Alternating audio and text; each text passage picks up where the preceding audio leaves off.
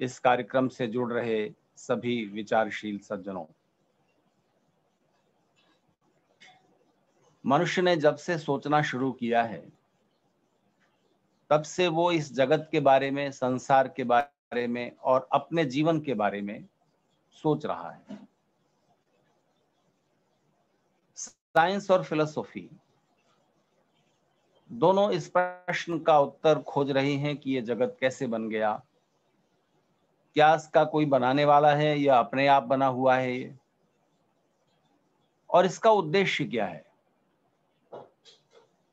जीवन और जगत का विकास कैसे हो गया,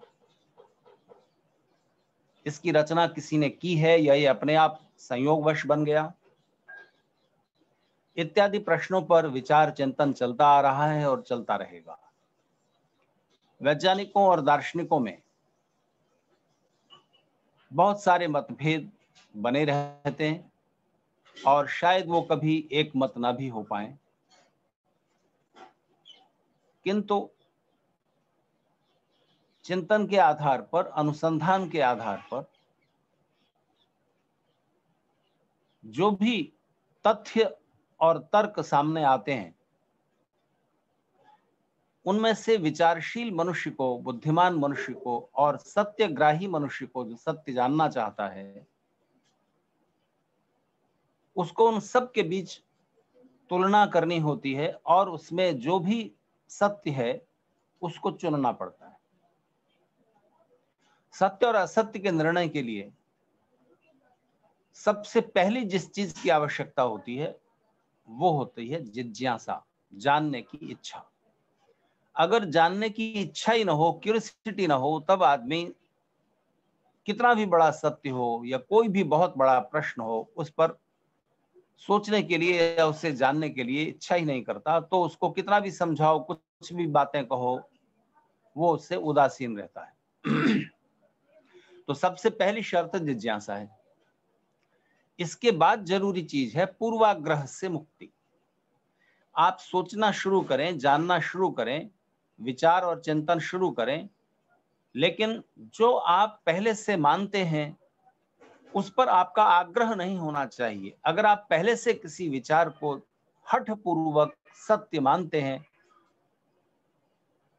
तो फिर आप सत्य और असत्य का निर्णय नहीं करेंगे, क्योंकि आपने तो पहले से मान ही लिया ना कि यही सत्य है।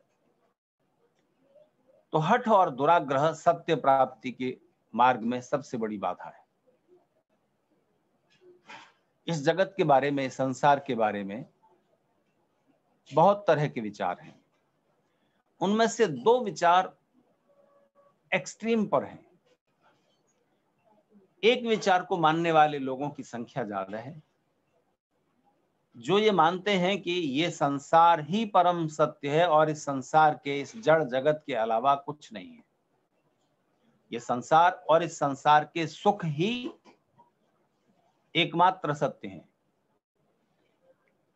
कोई आत्मा या परमात्मा जैसी चीज या कोई और लोकोत्तर सुख या आनंद इस जगत में है, इस जीवन में है, ऐसा कुछ नहीं है। बस खाओ पियो ऐश करो। संसार के सुख और उनका उपभोग, वही बस जीवन की सच्चाई है, वही जीवन का उद्देश्य है। इस विचार को मानने वाले लोगों की संख्या प्रारंभ से ही ज्यादा रही है, आज भी ज्यादा है। दूसरा विचार इसके समानांतर है, इसके विरुद्ध है, और उन मानने वाले, उन दार्शनिकों, उन विचारकों का ये कहना है कि ये संसार तो मिथ्या है, ये संसार झूठा है, ये संसार असार है, ये संसार बेकार है, इसमें कोई सुख नहीं है, संसार दुखों से भरा हुआ है, इसको छोड़ो और कहीं किसी दूसरे लोक में या किसी दूसरे मुक्ति धाम में या किसी आध्यात्मिक स्थिति में ही आनंद की उपलब्धि हो सकती है, और उसको पाने के लिए इस संसार के सुखों को छोड़ना अनिवार्य है। तो ये संसार दुखों से भरा हुआ है, एक ये धारणा, और दूसरे ये संसार मिथ्या है ही नहीं, इसका अस्तित्व ही नहीं है, ऐसा विचार मानने वाले और इस विचार को फैलाने वाले लोग भी हैं, और वो अपने को आध्यात्मिक कहते हैं। यानी संसार में सुख नहीं है, सुख तो आध्यात्मिक जगत में है या किसी दूसरे लोक में है। इस पृथ्वी पर या इस संसार में या इस जीवन में आप सुखी नहीं हो सकते। यहां सब कुछ दुख से भरा हुआ है। तो ये एक बड़ी जिज्ञासा का विषय होना चाहिए कि हम ये निर्णय करें कि आखिर जीवन की और जगत की सच्चाई क्या है। क्या ये संसार सचमुच दुख ही दुख है? दुनिया के अधिकांश दार्शनिक और उसमें भारतीय दार्शनिक भी हैं जो इस संसार को दुखों से भरा हुआ ही मानते हैं। हम भारतीय दर्शन को दो हिस्सों में बांट सकते हैं, एक वैदिक दर्शन, दूसरे अवैदिक दर्शन। वो दार्शनिक जो कि वेद को प्रमाण मानते हैं, उनके सिद्धांत, उनके दर्शन ग्रंथ वैदिक हैं, और जो वेद को प्रमाण नहीं मानते, अपने ही चिंतन से किसी तरह की सच्चाइयों का वर्णन करते हैं, वो अवैदिक हैं। तो भारत में जन्म लेने वाली दार्शनिक विचारधाराओं में अवैदिक दार्शनिक धाराएं मुख्यतः तीन हैं, एक चार्वाक, दूसरे जैन और बौद्ध। इसमें चार्वाक तो सुखवादी है, उसका तो ये कहना है कि संसार में ही सुख है बस, और ये संसार के ही सुख उठाओ जितना उठा सको। ना कोई इस जीवन से पहला कोई जीवन है, ना इस जीवन के बाद का कोई जीवन है, ना कोई आत्मा है, ना कोई परमात्मा है, ना कोई परलोक है। बस इस जीवन में जितना सुख उठा सकते हो उतना उठा लो, यही जीवन का चरम सत्य है। तो वो अवैदिक दार्शनिक है, वेद को प्रमाण नहीं मानता, लेकिन उसका सिद्धांत ये है, वो केवल इस संसार के सुखों को ही जीवन का एकमात्र उद्देश्य और लक्ष्य मानता है। दूसरे जो जैन और बौद्ध हैं, उनमें प्रमुखतः बौद्ध दार्शनिक इस संसार को और जीवन को दुखों से भरा हुआ मानते हैं। बुद्ध ने 4 आर्य सत्य कहे हैं।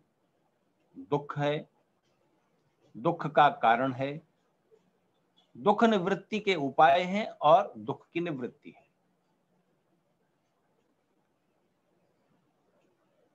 तो लगता ऐसा है कि बुद्ध ने शायद यह प्रतिपादित किया है कि संसार दुख ही दुख है।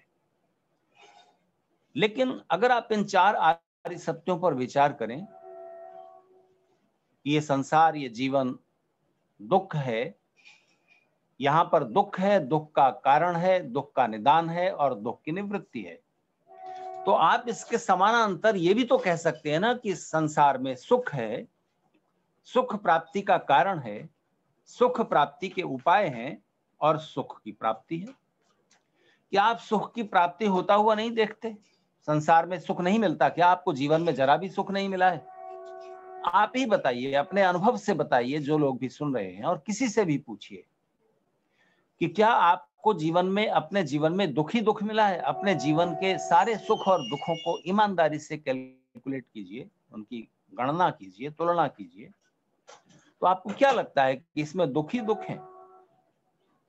तो जहां तक बुद्ध की बात है, तथागत की बात है, वहां तक ये ध्यान रखना चाहिए कि बुद्ध के उपदेश उनकी मृत्यु के कई सौ साल बाद संकलित किए गए। इसलिए प्रामाणिक तौर पर आप ये नहीं कह सकते कि बुद्ध ने ये कहा कि ईश्वर नहीं है, बुद्ध ने ये कहा कि संसार दुख ही दुख है। आपको कुछ बातें सुनने को मिलती हैं, उनको किस रूप में प्रस्तुत किया गया, बुद्ध ने किस संदर्भ में वो बात कही होगी और बाद के बौद्ध दार्शनिकों ने उसको क्या रूप दे दिया, इस बारे में हम अंतिम रूप से कुछ नहीं कह सकते। लेकिन अगर हम तर्कपूर्वक विचार करें तो हमें सोचना होगा कि क्या ये संसार और जीवन दुख ही दुख है या सुख ही सुख है? तो यहां पर अद्वैत वेदांत के प्रतिष्ठाता आचार्य शंकर और बौद्ध दार्शनिक एक ही धरातल पर खड़े हुए हैं। इस संसार को मिथ्या या दुखद मानने के संदर्भ में ये दोनों एक धरातल पर हैं। और ठीक इसी तरह से अवैदिक दार्शनिकों में से चार्वाक और आधुनिक वैज्ञानिक, वो भी एक ही धरातल पर खड़े हुए हैं कि कोई चेतन सत्ता नहीं, ना आत्मा ना परमात्मा, बस ये संसार ही है और इस संसार के जितने सुख हैं उनको भोग लो, बस इसके बाद जीवन समाप्त। वैदिक दार्शनिकों की जो 6 धाराएं हैं, न्याय, वैशेषिक, सांख्य योग, मीमांसा और वेदांत, जो वेद को प्रमाण मानते हैं। तो वैदिक दार्शनिक भी दुख की आत्यंतिक निवृत्ति की स्थापना करते हुए अपना प्रारंभ करते हैं। किसी भी वैदिक दार्शनिक चिंतन का प्रारंभ इस प्रतिज्ञा से होता है कि इस दार्शनिक चिंतन को समझ लेने के बाद दुखों की आत्यंतिक निवृत्ति हो जाएगी, यानी दुख सदा सदा के लिए समाप्त हो जाएगा यदि आप इस दार्शनिक विचारधारा को समझ लेते हैं और उस साधना पद्धति को अपना लेते हैं जो दुखों से निवृत्ति की ओर ले जाती है। तो जब इस स्थापना से दार्शनिक चिंतन शुरू हो रहा है कि इस दुखों की आत्यंतिक निवृत्ति के लिए यह दार्शनिक चिंतन आपके सामने प्रस्तुत किया जा रहा है, तो इसका मतलब हुआ कि स्वीकार कर लिया गया कि संसार में दुख है और उन दुखों की समाप्ति के ये उपाय हैं। पश्चिमी दार्शनिकों ने भारतीय दार्शनिकों पर, विचारकों पर यह आरोप लगाया है कि भारतीय दार्शनिक निराशावादी हैं, पैसिमिस्ट हैं। वो जीवन और जगत में अंधेरा अंधेरा देखते हैं, निराशा देखते हैं। उनको जीवन में और जगत में कुछ भी सौंदर्य, कुछ भी सुख, कोई रस नजर नहीं आता और वो इस संसार को छोड़ने की सलाह देते हैं और कहते हैं कि संसार और ये जीवन दुखों से भरा हुआ है, इसको छोड़ो, कहीं किसी आध्यात्मिक साधना के द्वारा, कहीं किसी दूसरे लोक में, परमेश्वर की निकटता में, किसी आध्यात्मिक जगत में ही सुख और आनंद मिल सकता है, ये संसार दुखों से भरा हुआ है। तो भारतीय दर्शन निराशावादी है क्योंकि उसकी शुरुआत ही दुखों से निवृत्ति दिलाने की घोषणा के साथ होती है। ऐसा आरोप विदेशी दार्शनिकों का है भारतीय दार्शनिकों पर कि ये लोग दुखवादी हैं और संसार में दुख ही दुख है, ऐसा कहते रहते हैं।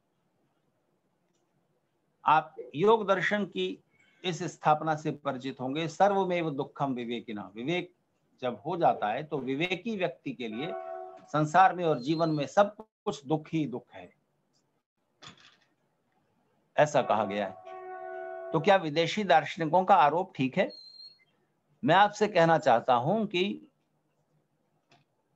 विवेक जिसको हो गया, ऐसे व्यक्ति के लिए सब दुख ही दुख है। ये बात कहने का अर्थ ये नहीं है कि संसार में सब कुछ दुख ही दुख है। तो समझना चाहिए कि इस संसार को असार कहने वाले लोग, बेकार कहने वाले लोग, और इस संसार को ही एकमात्र सुख का आधार मानने वाले लोग, बस यही सुख है जो इंद्रियों के सुख हैं, संसार के सुख हैं, इसको ही अंतिम और प्रथम और मुख्य सुख मानने वाले लोग, दोनों एक अतिवाद पर, एक एक्सट्रीम पर खड़े हुए हैं। एक इस आखिरी छोर पर है, इस एक आखिरी छोर पर है, और दोनों ही सत्य के आधे हिस्से को छोड़ देते हैं। तो इस धरती पर जो एक अद्भुत दार्शनिक हुए हैं, महर्षि दयानंद सरस्वती, जो कि ऋषि महर्षियों की, ब्रह्मा से लेकर जैमिनी पर्यंत ऋषि परंपरा की आखिरी कड़ी है।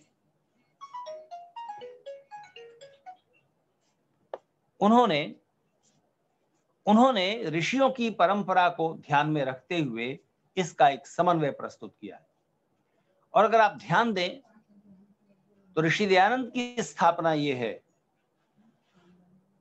कि अगर परमेश्वर का बनाया हुआ ये संसार है तो परमेश्वर ने इस संसार को जीवात्माओं के दुख के लिए बनाया है। तो ये तो महामूर्खता की बात होगी कि आप एक तरफ ईश्वर को स्वीकार करते हैं, ईश्वर का अस्तित्व स्वीकार करते हैं और ये मानते हैं कि ये जगत ईश्वर ने बनाया है, और ईश्वर के बनाए हुए संसार को आप दुखद मानते हैं। तो परमात्मा को आप एक तरफ दयालु मानते हैं और दूसरी तरफ कहते हैं कि ये संसार दुखों से भरा हुआ है, बनाया तो ईश्वर ने। तो परमेश्वर ने इस संसार की रचना जीवात्माओं को दुख देने के लिए की है क्या? तो या तो ईश्वर को मानना छोड़ दो और कहो कि संसार दुखों से भरा हुआ है।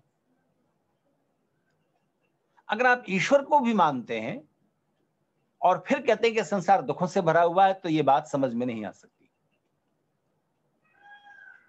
तो मैं इस बात को और स्पष्ट करूं उससे पहले महर्षि दयानंद की स्थापना आपके सामने रखता हूं कि परमेश्वर के बनाए हुए इस जगत में, इस पूरी सृष्टि में सुखों की मात्रा अधिक है और दुखों की मात्रा कम है। और अगर उसकी बौद्धिक चेतना विकसित है तब तो वो बहुत ऊपर उठा हुआ है। मैं आर्य जगत के एक महान विद्वान व्यक्ति को जानता हूं, उनका नाम था हरिदत्त शास्त्री। 13 विषयों में पोस्ट ग्रेजुएट थे, 13 विषयों में। संस्कृत में तुरंत श्लोकों की रचना करते थे। शरीर में कोढ़ हो गया था, 40-50 वर्ष की उम्र में कोढ़ हुआ, तो तब तक तो सुखी रहे ना, तब तक तो कोढ़ नहीं था। और कोढ़ की बीमारी जब शुरू हुई और उनके हाथ उंगलियां ऐसे गल गए, तब भी वो 2 उंगलियों में ऐसे पकड़कर उन्होंने अभ्यास किया था, कलम को इस तरह पकड़कर लिख सकते थे। और उस अवस्था में भी उन्होंने बहुत सारे ग्रंथ लिखे हैं।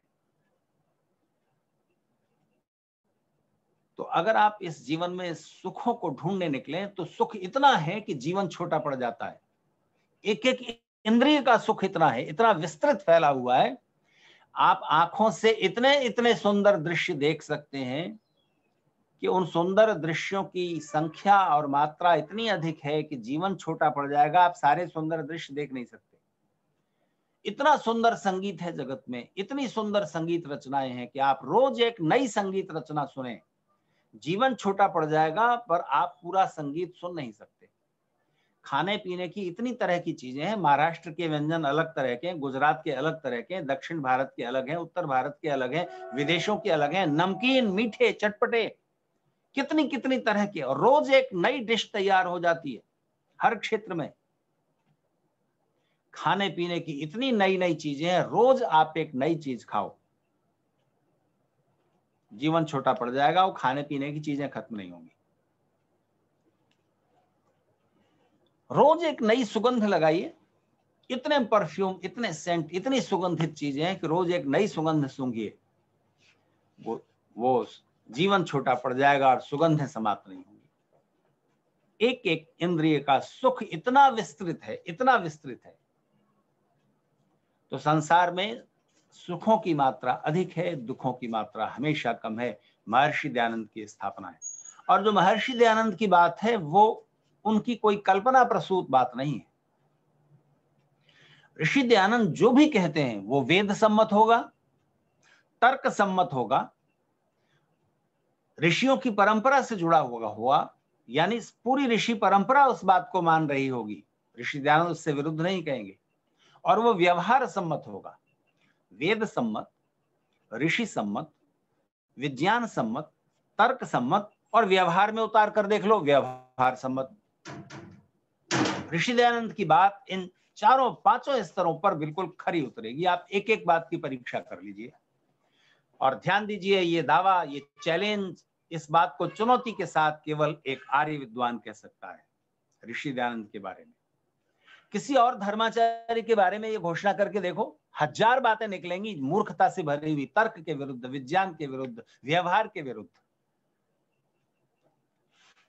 तो ऋषि दयानंद की स्थापना उनकी कल्पना प्रसूत नहीं है। पूरी ऋषि परंपरा इसी बात को मानती है। बीच में एक कालखंड ऐसा आया जिसमें बहुत सारे मतमतांतर जन्म ले चुके थे, और उन मतमतांतरों से जूझने के लिए उन अवैदिक या वेद विरोधी दार्शनिकों के प्रतिकार के लिए शंकराचार्य को भी ऐसे तर्क प्रस्तुत करने पड़े जो कि उनको परास्त करने के लिए आवश्यक थे। उन विरोधी दार्शनिकों के तर्कों से ही उन्होंने परास्त किया। जैसे अगर कुछ दार्शनिक इस जगत को शून्य ही शून्य मानते हैं, कि जैसे प्याज को छीलते जाइए, छीलते जाइए, छीलते जाइए, आखिर में कुछ नहीं मिलेगा, इसी तरह ये जगत है, ये संसार बस ऐसा ही है, कुछ नहीं, आखिर में शून्य है। तो शंकराचार्य ने उन शून्यवादी दार्शनिकों को पराजित किया उन्हीं के तर्क से, और कहा कि नहीं, ब्रह्म ही ब्रह्म है। और ध्यान दीजिए, शंकराचार्य का यह तर्क आधुनिक विज्ञान को भी परास्त करता है। आधुनिक वैज्ञानिक क्या मानते हैं? कोई चेतन सत्ता नहीं है स्वतंत्र रूप में। हम और आप जो चेतन महसूस करते हैं अपने को कि हम ज्ञानवान हैं, हम जान रहे हैं, समझ रहे हैं, सोच रहे हैं, खा रहे हैं, पी रहे हैं, सुख उठा रहे हैं, आपके सामने रखी टेबल को तो ज्ञान नहीं है अपने होने का, आपके मोबाइल को नहीं है, आपके ऊपर चल रहे पंखे को नहीं है, एसी को नहीं है, आपके मकान को नहीं है। तो ये सारी जड़ चीजें हैं। तो आधुनिक विज्ञान आत्मा के किसी चेतन सत्ता के स्वतंत्र अस्तित्व को नहीं मानता। उसका कहना है कि जड़ पदार्थों के ही एक विचित्र संयोग के द्वारा, एक ऐसी परिस्थिति के द्वारा एक सोचने समझने वाली शक्ति अचानक जन्म ले लेती है। वो तत्व बिखरते हैं तो वो सोचने समझने वाली शक्ति भी समाप्त हो जाती है, उसकी कोई स्वतंत्र सत्ता नहीं है। जैसे हल्दी पीली है, चूना कैल्शियम सफेद है, दोनों को आप मिलाइए, थोड़ा सा पानी डालिए तो लाल रंग पैदा हो जाएगा, पहले नहीं था। हल्दी पीली है, चूना सफेद है, दोनों को मिलाइए और मिलाने के साथ ही लाल रंग प्रकट हो गया। बस इसी तरह से शरीर में जो भी जड़ तत्व हैं, थोड़ा सा कॉपर है, थोड़ा सा आयरन है, लोहा है, तांबा है, कैल्शियम है, फास्फोरस है, पानी है, इन सब के एक विशेष मात्रा में और विशेष ढंग से मिलते ही एक सोचने समझने वाली शक्ति पैदा हो गई, जिसे आप आत्मा वात्मा कहते रहते हो। वो है नहीं, कोई स्वतंत्र सत्ता नहीं है, बस इनके एक विशिष्ट परिस्थिति में मिलने का परिणाम है। यही चार्वाक कहता है, यही बात आधुनिक विज्ञान मानता है। और वो इस तथ्य को भूल जाते हैं कि एब्सोल्यूट नॉन एग्जिस्टेंस से एग्जिस्टेंस पैदा नहीं होती। ना भावो विद्यते भावो, ना भावो विद्यते सतः। जो चीज पूरी तरह जिसका अभाव है, जो नॉन एग्जिस्टेड है, उसको आप अस्तित्व में नहीं ला सकते। जैसे इसी उदाहरण को लीजिए हल्दी और चूने के। हल्दी पीली है, चूना सफेद है, दोनों को मिलाया तो लाल रंग प्रकट हो गया। इसी तरह से आत्मा पहले कहीं नहीं थी, बस ये तत्व मिले और आत्मा हो गई, और ये बिखरेंगे तो आत्मा भी नष्ट हो जाएगी। जैसे हल्दी और चूने को अलग अलग कर दो तो लाल रंग खत्म। इसी उदाहरण पर विचार कीजिए। हल्दी में चूने की बजाय आप टेल्कम पाउडर मिलाइए, सेलखड़ी का पाउडर जो आप शरीर पर छिड़कते हो ना, सुगंध के लिए, पसीना ना आए उसके लिए जो पाउडर शरीर पर छिड़क लेते हो, टेल्कम पाउडर कहलाता है, वो भी सफेद है। सेलखड़ी नाम का एक तत्व है, उसको पीस करके वो टेल्कम पाउडर बनता है, उसमें सुगंध वगैरह मिला दी जाती है। तो सेलखड़ी के पाउडर को, वो भी खनिज पदार्थ है, सेलखड़ी कैल्शियम की तरह, तो उस सेलखड़ी के पाउडर को लीजिए और हल्दी के साथ मिलाइए और पानी डालकर अनंत काल तक घोंटते रहिए, वहां लाल रंग प्रकट नहीं होगा। कारण बताइए। कारण यही है कि कोई चीज अगर अपने मूल रूप में अस्तित्व में नहीं है तो वो अस्तित्व में नहीं आ सकती। हल्दी और कैल्शियम के मिलने से लाल रंग प्रकट हुआ है, लेकिन लाल रंग मूल रूप में वहां मौजूद था। जब वो बिखर गए, अलग अलग कर दिए, तो लाल रंग विलीन हो गया है, समाप्त नहीं हुआ है। जो चीज अस्तित्व में है उसे आप समाप्त नहीं कर सकते। आप चिता में शरीर को जलाकर राख कर दीजिए, शरीर समाप्त नहीं हुआ है, सिर्फ उन तत्वों में बिखर गया जिन तत्वों के मिलने से बना था। तो शरीर भी नष्ट नहीं होता है, केवल रूप बदल रहा है। पानी को नष्ट कीजिए, एक गिलास पानी लीजिए, आग पर रख दीजिए, भाप बनकर उड़ गया, पानी खत्म हुआ है क्या? रूप बदला है। पहले वो लिक्विड तरल पदार्थ के रूप में दिख रहा था एक गिलास में पानी में, पानी का जो रूप था पतला पतला, वो तरल पदार्थ जिससे आप पी लेते थे, अब वो उस रूप में नहीं रहा, वो तरल पदार्थ नहीं रहा, लिक्विड नहीं रहा, वो भाप के छोटे छोटे कणों में बट गया, पर पानी खत्म नहीं हुआ है, सिर्फ उसका रूप बदला है। भाप के कण फिर मिलेंगे, फिर से वो पानी के रूप में दिखेगा। तो शरीर का रूप बदला, जला दिया, तो उसके अंदर वो चेतन सत्ता जो अपने को महसूस करती थी कि ये मैं हूं, ये मेरा शरीर है, ये मेरे पत्नी, ये मेरे पति, मित्र इत्यादि, वो भी कैसे नष्ट हो सकता है? वो ज्ञान रखने वाली सत्ता भी कैसे नष्ट हो सकती है? क्योंकि अनस्तित्व से अस्तित्व जन्म नहीं लेता, अभाव से भाव जन्म नहीं लेता। तो जब शून्यवादी दार्शनिक या वैज्ञानिक ये कहते हैं कि जड़ जगत से ही चेतना जन्म ले लेती है, तो शंकराचार्य पूछते हैं कि फिर ऐसा क्यों नहीं मान सकते कि जड़ जगत है ही नहीं? एक ही सत्ता है चेतन ब्रह्म की, परम चेतन ब्रह्म की, और उससे ही ये जड़ जगत बन जाता है, ये क्यों नहीं माना जा सकता? तो अब ध्यान दीजिए, ये दोनों धारणाएं एक दूसरे को काट देती हैं। शंकराचार्य के सिद्धांत को आप सत्य नहीं मानिए, वो विरोधियों को पराजित करने के लिए वो तर्क है, ये भूलना नहीं चाहिए। क्योंकि शंकराचार्य जब माया कहते हैं, इस जगत को माया कहते हैं, तो माया की व्याख्या त्रिगुणात्मिका प्रकृति कहते हैं। तब आपको समझ लेना चाहिए कि त्रिगुणात्मिका प्रकृति है, ऐसा तो रजस तमस की साम्य अवस्था, तो माया क्या हुई फिर? माया केवल नाम परिवर्तन है प्रकृति का। माया का मतलब मिथ्या नहीं, अस्तित्व रहित नहीं। तो शंकराचार्य की बात को अगर आप सत्य मानते हैं, अद्वैतवादी दार्शनिक जो उनके शिष्य हैं वो इस बात को अगर सत्य मानते हैं, विरोधियों को पराजित करने मात्र इसका ये नहीं मानते और इसी को सत्य मानते हैं, तो विज्ञान का जो दृष्टिकोण है, अगर आप ये मानते हो कि ब्रह्म उस परम चेतन से ही जड़ बन जाता है, तो वैज्ञानिक सत्य ये भी है कि जड़ से चेतन बन जाता है। अगर आप कहते हो कि चेतन से ही ये जड़ जगत बन गया, तो जड़ जगत से ही चेतन आत्मा क्यों नहीं बन सकती?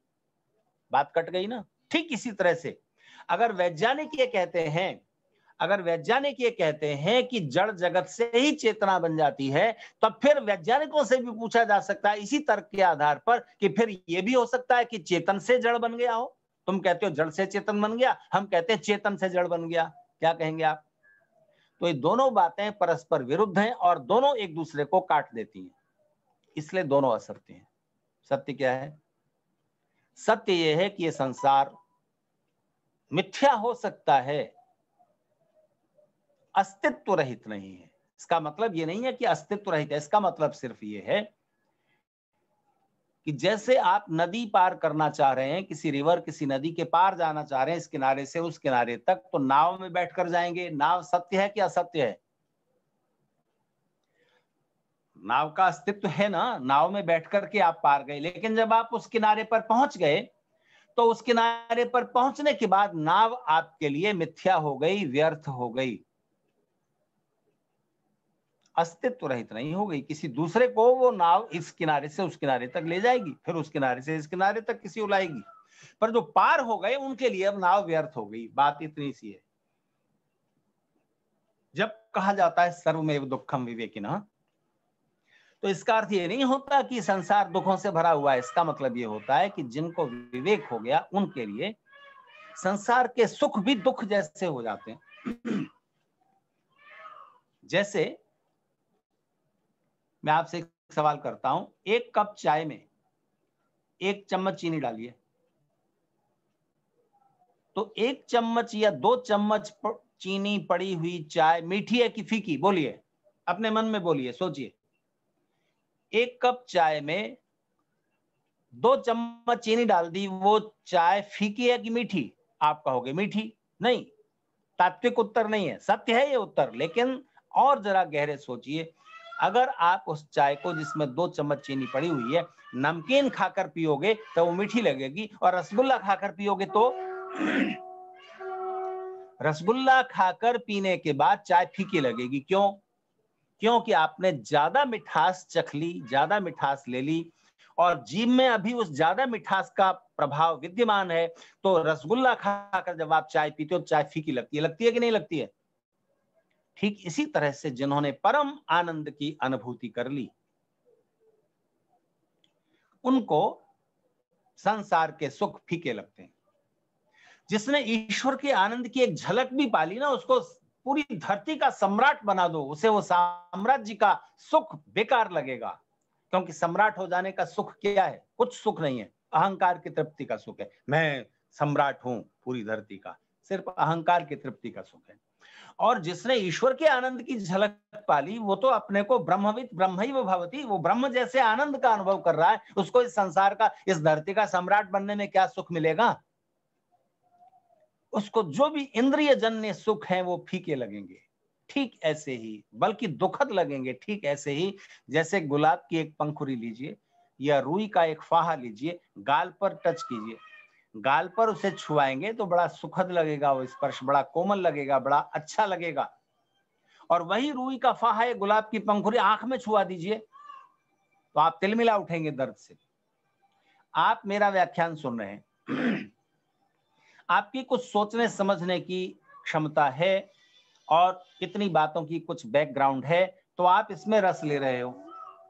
5वीं क्लास के बच्चे को बिठाइए पकड़ करके कि सुन, उसके लिए ये दुख है।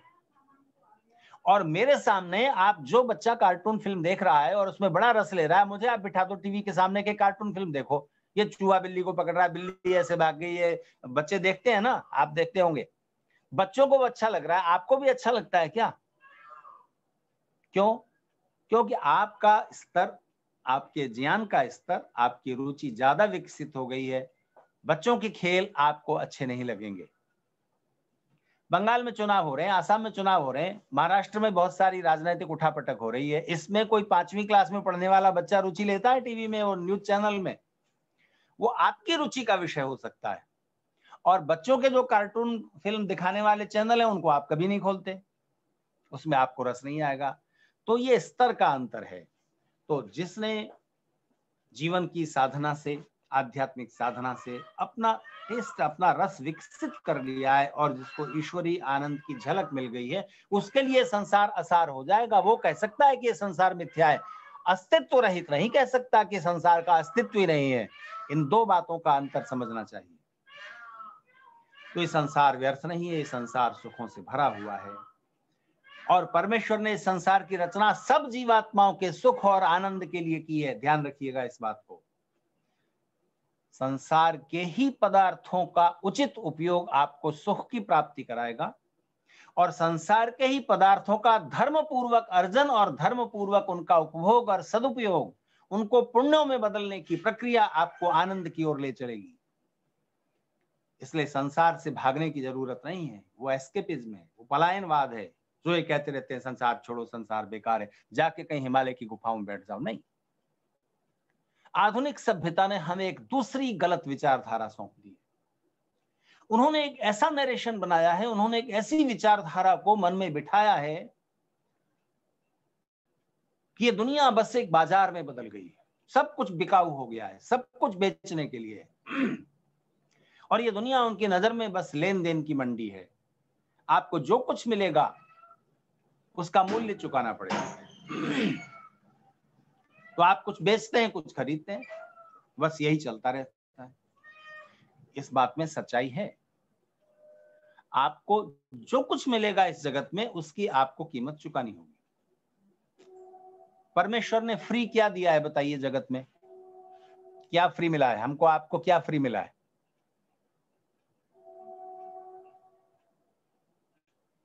आप कहेंगे सूरज की रोशनी, हवा, पानी। नहीं, फ्री नहीं। देखो, ईश्वर की ओर से मुफ्त में केवल एक चीज मिली है, केवल एक चीज। जो चीज ईश्वर की ओर से आपके कर्म, आपके पुरुषार्थ के बिना मिलेगी, वो सबको समान मिलनी चाहिए। न्याय का नियम है ना, सबको समान मिलनी चाहिए जो ईश्वर की ओर से बिना किसी कर्म और पुरुषार्थ के दी जा रही है। तो सूरज की रोशनी सबको समान नहीं मिली। आप ब्रिटेन जाइए, सर्दी के मौसम में जाइए, तो आप देखेंगे कि जिस दिन सर्दी के मौसम में सूरज निकल आया, वहां छुट्टी कर दी जाती है ऑफिसों में, स्कूल में, जाओ आज छुट्टी, सूरज निकला है। तो सबको धूप बराबर नहीं मिली है और कहीं इतनी ज्यादा है कि 20-22 घंटे सूरज चमकता रहता है। लोग सोने के लिए बड़े बड़े कर्टन, मोटे मोटे पर्दे डालकर, दरवाजे खिड़की बंद करके किसी तरह अंधेरा करते हैं कि नींद आ जाए। हवा सबको बराबर एक जैसी साफ नहीं मिली। मुंबई में बांद्रा की खाड़ी के पास देखेंगे आप तो बदबू से वहां सांस नहीं ले सकते। लोग वहां रह रहे हैं उस किनारे, खाड़ी के किनारे झोपड़ी डालकर। तो बहुत सारे लोगों को एकदम प्योर ऑक्सीजन मिली हुई है, दूसरे लोग वैसी हवा में जी रहे हैं।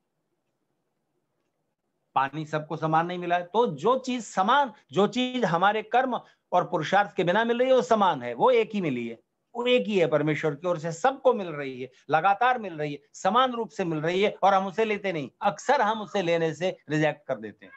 बड़ी विचित्र बात है। तो खैर, जिसने जैसा मूल्य चुकाया है कर्म का, वैसा ही शरीर मिला है, वैसी ही परिस्थितियां मिली हैं, ये बात स्पष्ट दिखती है। क्योंकि सबको एक जैसी नहीं मिली, तो कोई कारण होगा ना कि एक जैसा शरीर नहीं मिला है, एक जैसी परिस्थिति नहीं मिली है। तो अंतर है, तो उस अंतर के पीछे कोई कारण है। तो यहां तक तो बात सत्य है। आप कुछ प्राप्त करते हैं, उसका मूल्य आपको पैसे की शक्ल में नहीं तो किसी न किसी और दूसरे रूप में चुकाना होता है। चुका दीजिए, क्यों ऋणी हो किसी के। तो यहां तक इस संसार को बाजार मानना ठीक है, लेकिन आप यही करते रहेंगे, इसको इस एक्सट्रीम पर ले जाएंगे कि सारे रिश्ते और पारिवारिक सुगंध, आपस का प्रेम समाप्त हो जाए और सब कुछ मूल्य पर हो जाए, सब कुछ उसका मूल्य आप लगाने लगे, तो सारी बात खत्म हो जाएगी। इसलिए संसार बाजार है, पर एक सीमित मात्रा में, और इसको परिवार बनाना पड़ता है, अपने आप नहीं हो जाएगा। इस मनुष्य जीवन में दूसरे पशु पक्षियों की बजाय आपको जो पारिवारिक सौंदर्य मिला है वो दूसरे पशु पक्षियों से अधिक है। माता पिता के संबंध वहां भी होते हैं, लेकिन बहुत दूर तक नहीं जाते। एक गाय अपने बछड़े को बहुत प्यार करती है, बछड़ा भी गाय को बहुत प्यार करता है, लेकिन जिस दिन बछड़े ने घास खाना शुरू किया उस दिन गाय और बछड़े का, माता और बेटे का रिश्ता खत्म हो जाता है। ना उस गाय को याद रहता है कि ये मेरा बच्चा है, ना उस बछड़े को याद रहता है कि मेरी माँ है। एक ही गौशाला में बंधे रहते हैं, रिश्ता खत्म। कबूतर कबूतरी को आपने देखा होगा, किसी भी पक्षी को जो अंडे देता है, अंडे घोंसले में रख दिए, घोंसले में से फिर छोटे छोटे पंछी निकल आए, फिर वो उनके माता पिता कबूतर कबूतरी हो या और दूसरे पक्षी हो, दूर उड़ान भरते हैं और जो भी खाने पीने का कोई कण मिला उसको चोंच में दबाए हुए आते हैं। खुद नहीं खाते, पहले अपने बच्चों की चोंच में देते हैं, बच्चों के मुख में डालते हैं, उनका पेट भर जाता है, फिर वो अपना भोजन लेते हैं। प्रेम तो है, रिश्ता भी है। जिस दिन उन छोटे छोटे पक्षियों ने, उनके बच्चों ने अपने पंखों उड़ना सीखा, आकाश में अपना भोजन ढूंढना सीखा, उसी दिन ना कोई किसी की माँ है, ना कोई किसी का पिता है, ना कोई किसी का बेटा, ना कोई किसी की बेटी, सारे रिश्ते समाप्त। और मनुष्य के रिश्ते कहां तक जाते हैं और कब तक के लिए होते हैं? तो हमारे परिवार के दो रूप हैं, एक तो हॉरिजॉन्टल, एक वर्टिकल। परिवार ऐसे भी बढ़ता है, हम, हमारे माता पिता, हमारे बाद वाले बच्चे और उनके बाद के बच्चे, 4 पीढ़ियां प्राय, या कम से कम 3 पीढ़ियां, 3 जनरेशन परिवार में होती है। तो ध्यान दीजिए, पति पत्नी के सम्मेलन का नाम परिवार नहीं है, वो दंपति है। पति पत्नी मिलकर परिवार नहीं होते, दंपति होते हैं। परिवार में तो कम से कम ये 3 पीढ़ियां संयुक्त रूप से हों, हम, हमारे माता पिता और हमारे बाद वाली जनरेशन, या 4, ज्यादा से ज्यादा 4 होंगी, बहुत सौभाग्यशाली होंगे तो 5 हो जाएंगे, इससे ज्यादा नहीं। तो एक तो परिवार यूं बढ़ता है, हम, हमारे से ऊपर हमारे माता पिता और हमारे बाद वाली जनरेशन, तो ये परिवार की वृद्धि हुई। दूसरे परिवार की वृद्धि इस तरह से है, जैसे एक वृक्ष है, ऐसे भी बढ़ता है और ऐसे भी फैलता है। तो परिवार को अगर एक वृक्ष मान लें तो ऐसे भी फैलता है, हम, हमारे भाई बहन, हमारे कजिन्स, हमारी पत्नी के भाई बहन, पति के भाई बहन, और वैवाहिक संबंधों से जुड़े हुए रिश्ते, फिर हमारे मित्र। और ये परिवार का विस्तार कहां तक जाता है? जहां तक आपके प्रेम का दायरा फैल सकता है, वहां तक आपके परिवार की वृद्धि होती है। और ध्यान दीजिए, सुखों को बढ़ाने, दुखों को कम करने या समाप्त करने के बहुत सारे उपाय हैं, उनमें से एक बहुत बड़ा उपाय परिवार है। क्योंकि मनोवैज्ञानिक नियम है कि जब आप प्रेम करने वाले लोगों के साथ सुख शेयर करते हो तो सुख मल्टीप्लाई होता है, बढ़ता है, और दुख बांटते हो तो दुख रिड्यूस होते होते, कम होते होते शून्य स्तर पर पहुंच जाता है। तो सुखों को जितना बढ़ाना हो और दुखों को जितना कम करना हो, उतना परिवार बढ़ाना होगा। परिवार बढ़ाने से मतलब जनसंख्या बढ़ाने से नहीं, इस तरह से बढ़ाइए, आपके मित्रों की, आपको प्रेम करने वाले लोगों की संख्या कितनी बढ़ सकती है उसकी कोई सीमा नहीं है। तो वैदिक ऋषियों ने तो, हमारी जो वैदिक परंपरा है वो तो इस पूरी वसुधा को, पूरी धरती को अपना परिवार बना लेने की, परिवार समझ लेने की है। तो उसकी श्रेणियां हैं, इस तरह समझिए, अविवाहित व्यक्ति, अकेला व्यक्ति जब तक ब्रह्मचर्य अवस्था में है तब तक वो सिर्फ आत्म केंद्रित होता है, सेल्फ सेंटर्ड होता है, अपने लिए जी रहा होता है। मैं, मेरी पढ़ाई, मेरा अध्ययन, मेरी उन्नति, मेरा जीवन, बस वो अपने सीमित दायरे में रहता है। जब वो विवाहित हो जाता है तब वो समझ पाता है कि दूसरे के लिए सुख संग्रह करने में, दूसरे को सुख पहुंचाने की कोशिश में कौन सा सुख है, दूसरे के लिए अपना सुख छोड़ देने में कौन सा सुख है, दूसरे के लिए तकलीफ उठाने में कौन सा सुख है, तभी समझ में आता है। तो पत्नी बीमार हो जाती है तो पति को तकलीफ होती है कि नहीं? पति बीमार हो जाता है तो पत्नी को होती है कि नहीं? बच्चा बीमार हो जाता है, दोनों रात भर जागते रह जाते हैं कि नहीं? तो ये प्रेम का विस्तार हुआ, परिवार का विस्तार हुआ, प्रेम का विस्तार हुआ, प्रेम बढ़ा, एक व्यक्ति जीवन में आया। तो एक दूसरी आत्मा से आपने निस्वार्थ जो रिश्ता जोड़ा है, स्वार्थ है लेकिन उसको निस्वार्थ की ओर ले जाना है। बच्चों के साथ माता पिता का प्रेम अनकंडीशनल होता है। किसी माँ के सामने आप ये प्रस्ताव रखो कि तेरे बच्चे से ज्यादा खूबसूरत, ज्यादा गुणवान, ज्यादा बलवान या दूसरा इससे प्यार करेंगी? नहीं। उन्हें अपना ही बच्चा प्रिय है, जैसा भी हो, मेंटली रिटार्डेड होता है तो भी माता पिता उसको पूरा प्यार देते हैं जितना स्वस्थ बच्चे को, कोई कंडीशन नहीं। ठीक इसी तरह से किसी बच्चे के सामने आप ये प्रस्ताव रखो कि तेरी मम्मी से ज्यादा खूबसूरत है विश्व सुंदरी, से प्यार करेगा? नहीं, उसे अपनी ही माँ चाहिए जैसी भी। तो ये वो प्रेम है जिसमें बस आप सिर्फ अस्तित्व को प्रेम करते हैं, केवल होना ही अच्छा लगता है, बच्चे का माता पिता को, माता पिता का बच्चों को। तो अब अपने बच्चों को आप प्यार करते हैं, दूसरों के बच्चों को तो नहीं कर पाते। कहीं पर मैंने पढ़ा कि अपना बच्चा रोए तो दिल में दर्द होता है, दूसरे का बच्चा रोए तो सिर में दर्द होता है। क्यों? क्योंकि वो दूसरे का है ना। तो पहले आप स्वयं को प्रेम करते थे, विवाहित होकर अब कुछ संख्या आगे बढ़ी, आपका एक परिवार है और आप खुद माता पिता बने, तो आप समझ पाए कि आपके माता पिता ने आपको कितना प्यार किया होगा। तो आपने माता पिता को भी जो प्रेम आपको उनके द्वारा निस्वार्थ रूप में मिला था, आपने भी उनकी वृद्धावस्था में उन्हें वो प्रेम वापस कर दिया। आप ऋण मुक्त हुए, उनकी सेवा की, शुश्रूषा की, आप पितृ ऋण से ऋण हो गए। लेकिन प्रेम का दायरा बढ़ा। सोचिए, एक बेटा जब इतना रस देता है, आपके सुख, आपके रस को इतना बढ़ा देता है, कितना अच्छा हो कि अगर सारी धरती के बेटे, सारी धरती के बच्चे हमें अपने बच्चे जैसे लगने लगे, परिवार बढ़े इतना।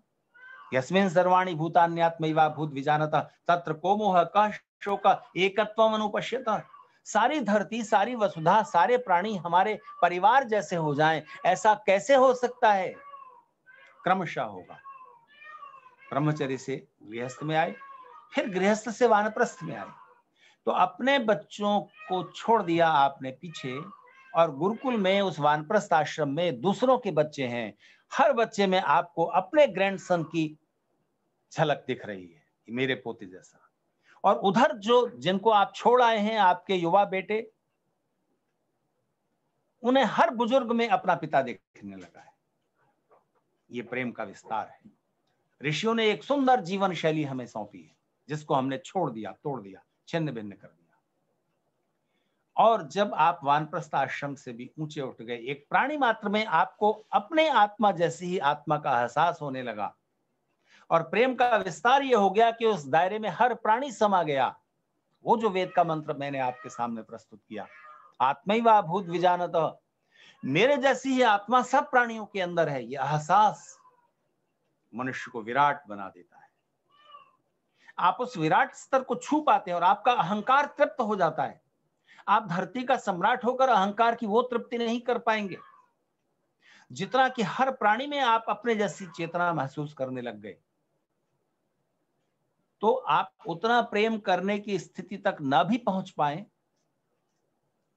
पर एक अवस्था तक हर व्यक्ति को पहुंचना चाहिए। धर्म की वो शर्त है, धार्मिक होने की वो शर्त है। आप सबको अपने जैसा, अपनी आत्मा जैसा, अपने बेटे जैसा प्रेम न भी कर पाए दूसरों के बेटों को, तब भी इतना एहसास तो आपके अंदर जागना ही चाहिए कि मेरे जैसी आत्मा सब प्राणियों में है। तो जिस तरह दुख दर्द मुझे महसूस होता है, इसी तरह दुख दूसरों को भी होता है। तो मैं अन्याय से दूसरे प्राणियों को दुख न पहुंचाऊं। यह एहसास जिसमें नहीं जागा, वो मनुष्य नहीं है, नहीं है। ऋषि दयानंद मनुष्य की परिभाषा करते हैं, स्वात्मवत, अपने ही आत्मा की तरह, अपने ही सुख दुख की तरह दूसरों के सुख दुख को जानना। जो ये कर रहा है, कर सकता है, वही मनुष्य है। जो नहीं कर पा रहा, वो मनुष्य नहीं है। उसकी मनुष्यता के स्तर में कुछ कमी रह गई है। कुछ लोग ऐसे होंगे जो गृहस्थ में नहीं जाएंगे, उनके जन्मांतरीय संस्कार ऐसे हैं कि वो सीधे ब्रह्मचर्य से संन्यास की ओर प्रयाण करेंगे, क्योंकि उनकी चेतना पहले से विकसित है। साधना से पूर्व जन्म के संस्कार है, पूर्व जन्म की संचित साधना है, उसके कारण सबके लिए नहीं है। वो ब्रह्मचर्य के तुरंत बाद संन्यास की अवस्था में पहुंच सकते हैं और उनकी चेतना इतनी विकसित हो चुकी है कि सब प्राणियों में अपने जैसी चेतना महसूस करने लग गए। यही कसौटी है। हर एक को सीधे संन्यास लेने का अधिकार नहीं है और हर एक को गृहस्थ वानप्रस्थ होके भी संन्यास में जाने का अधिकार नहीं है। जिसकी चेतना का स्तर वो हो गया, जिसने पुत्रैषणा, वित्तैषणा और लोकैषणा से जो ऊपर उठ गया, वही संन्यास का अधिकारी होगा। ध्यान रखने की बात है। तो ऋषियों ने इस जगत को परिवार बनाने की एक व्यवस्था सौंपी है और उनका दृष्टिकोण वसुधैव कुटुंबकम का है, यत्र विश्वम भवत्येकनीडम का है। आज की सभ्यता ग्लोबलाइजेशन की चर्चा करती है, वैश्विकता की चर्चा करती है, लेकिन उन्होंने इस ग्लोबलाइजेशन का मतलब क्या समझा और समझाया? उनकी दृष्टि में दुनिया एक बाजार है, एक वो ऋषि परंपरा है जिसकी दृष्टि में दुनिया एक परिवार है, संसार एक परिवार है। जाकर देखिए विदेशों में, जिनको तथाकथित विकसित देश कहा जाता है, उनकी क्या हालत है। उन्होंने सबसे बड़ा जो उपकार किया है दुनिया पर, उसको मानना पड़ेगा। उन्होंने टेक्नोलॉजी का विकास किया और हमारे हाथ में शरीर की सुविधा बनाने वाले बहुत सारे उपकरण दे दिए। अगर ये टेक्नोलॉजी ना होती तो इस कोरोना के समय में आप मुझे नहीं सुन रहे होते, और कोरोना नहीं होता तो भी मुझे वहां आपके पास आना पड़ता, आपको किसी एक हॉल में इकट्ठे होना पड़ता। अभी आप घर बैठे सुन रहे हैं। ये तकनीक का कमाल है। लेकिन उन्होंने ये तो उपकार किया है संसार पर, लेकिन एक बहुत अपकार किया, एक बड़ा नुकसान किया है दुनिया का, कि उन्होंने परिवार को बिखेर दिया। 49% रेशियो पहुंच गया है उन तथाकथित विकसित देशों में जहां लड़के लड़कियां शादी नहीं करना चाहते, कहते हैं हमें फुल फ्रीडम एंजॉय करनी है। उनका कोई बड़ा उद्देश्य नहीं है कि वो देश की आजादी के लिए लड़ रहे हैं, इसलिए उन्हें अविवाहित रहना, चंद्रशेखर आजाद की तरह, सरदार भगत सिंह की तरह, या उनको इतने जन्मांतरीय संस्कार एकत्र हो गए कि वैराग्य हो गया और वो इसी जीवन में मुक्त हो जाना चाहते हैं, ईश्वरीय आनंद पा लेना चाहते हैं, इसलिए वो अविवाहित रहना चाहते हैं। नहीं, ऐसा कुछ नहीं है। संसार के सारे सुखों को भोगना है, जिम्मेदारी नहीं लेनी है।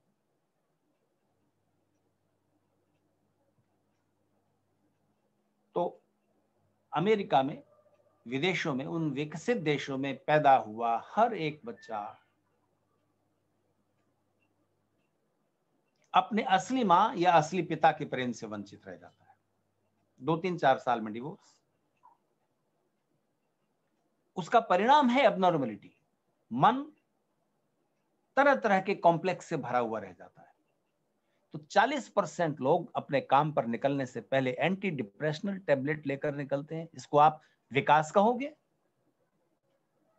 इसलिए मानव सभ्यता और संस्कृति का विकास तो प्रसन्नता से, सुख से, आनंद से नापा जाना चाहिए, हैप्पीनेस से। सबसे ज्यादा पर कैपिटा इनकम, पता नहीं कोई देश है, स्विट्जरलैंड या इसी तरह का कोई देश है, मुझे ठीक से याद नहीं आ रहा, पर कैपिटा इनकम दुनिया में सबसे ज्यादा उस देश की है। और हर मोहल्ले में सबसे ज्यादा आत्महत्या करने का रेशियो वहां पर है। सोचिए, सबसे ज्यादा इनकम उस देश की और सबसे ज्यादा आत्महत्या करने वाले और डिप्रेस्ड लोगों का रेशियो वहां पर ज्यादा है। हर मोहल्ले, हर कॉलोनी में क्लिनिक खुले हुए हैं कि आत्महत्या कैसे सरलता से कर सकें, वो उपाय बताने के लिए। आप इसे मानव सभ्यता कहोगे, विकास कहोगे, तो ये इस दुनिया को केवल बाजार समझ लेने का परिणाम है। सुख खरीदा नहीं जा सकता, प्रेम खरीदा नहीं जा सकता, मूल्य चुकाना होगा प्रेम के ही रूप में, वो अलग बात है। लेकिन आप हर चीज पैसे से तोलेंगे। हमारे देश में कपड़ा बनेगा, हम दूसरे देशों में बेचने जाएंगे, और चाइना भी कपड़ा बनाएगा, वो हमारे देश में बेचना चाहेगा, हम उसके देश में बेचना चाहेंगे। सब देश दूसरे देशों में अपना माल बेचना चाह रहे हैं और चिंतित हो जाते हैं कि निर्यात कम हो रहा है, आयात ज्यादा हो रहा है, इंपोर्ट ज्यादा हो रहा है, एक्सपोर्ट कम हो रहा है, तो वो डेफिसिट हो गया, बड़ी भारी समस्या आ गई। अरे क्या जरूरत है? आप अपने देश में कपड़ा बनाओ, बना सकते हो तो पहनो, अपनी जनता को पहनाओ, हम अपने देश में बना लेंगे। हमारा बनाया आपके यहाँ लद के जा रहा है, शिप में लद करके, आपका हमारे यहाँ आ रहा है। दोनों जगह कीमत बढ़ जाएगी, ट्रांसपोर्टेशन की और मुनाफे की, कमीशन की, तरह तरह की। क्यों नहीं उसी देश में निर्माण हो जाता? क्योंकि बाजार चाहिए। दूसरे देशों में बस माल बेचना है, उनका ग्लोबलाइजेशन का मतलब इतना ही है। तो वो पूंजी चाहते हैं इधर से उधर अविरल बहती रहे, मनुष्य इधर से उधर ना आने जाने पाए, उसके लिए तमाम बैरियर हैं। अमेरिका का वीजा लेके बताओ, आप ब्रिटेन का वीजा लेके बताओ, दांतों में पसीना आ जाएगा। सामान आप भेज सकते हैं, कंपनी बना सकते हैं, वो ठीक है, पर मनुष्य को नहीं आने देना। विवेकानंद जब विदेश गए थे तब वीजा पासपोर्ट की जरूरत नहीं होती थी, अभी तो तमाम बैरियर हैं, क्योंकि मनुष्य और मनुष्य के बीच में तरह तरह की दीवारें खड़ी हो गई हैं। मनुष्य का मनुष्य से प्रेम कम हुआ है, सड़कें चौड़ी हुई हैं, हृदय सिकुड़ गए हैं। किधर ले जा रहे हो दुनिया को? ठीक है जी, फिर कल मिलते हैं, बची हुई बात शुरू करेंगे यहीं से और कल के विषय पर चर्चा करेंगे। आपका बहुत धन्यवाद।